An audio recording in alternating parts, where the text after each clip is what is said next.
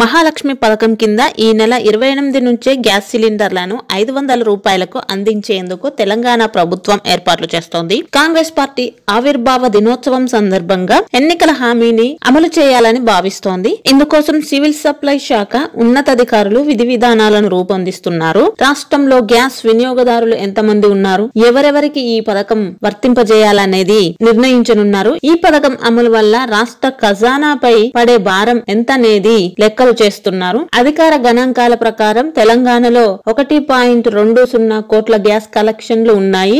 నెల 60 లక్షల సిలిండర్లు సరఫరా అవుతున్నాయి. రాష్ట్రంలోని గ్యాస్ వినియోగదారులు అందరికీ సబ్సిడీ ఇస్తే ఖజానాపై ఏటా 3,000 కోట్ల భారం పడనుందని అంచనా. అయితే రాష్ట్రంలోని మహిళల పేరుతో ఉన్న కనెక్షన్లను సుమారుగా 70 లక్షలున్నాయి. ఈ నేపథ్యంలో మహిళల పేరుతో ఉన్న కలెక్షన్లకే సబ్సిడీ ఇవ్వాలని ప్రభుత్వం నిర్ణయించే అవకాశం ఉంది. అయితే గ్యాస్ కనెక్షన్ కు సంబంధించి నేమ్ చేంజ్ ఆప్షన్ ఉండడంతో మిగతా వినియోగదారులు పేరు మార్చుకునే సౌలభ్యం ఉంది. ఈ క్రమంలోనే గ్యాస్ సబ్సిడీకి సంబంధించి గైడ్ లైన్స్ రూపొందించేందుకు అధికారులు కసరత్తు చేస్తున్నారు. ఈ పథకం ద్వారా ఏడాదికి 3 సిలిండర్లను సబ్సిడీ ధరకే అందిస్తారు.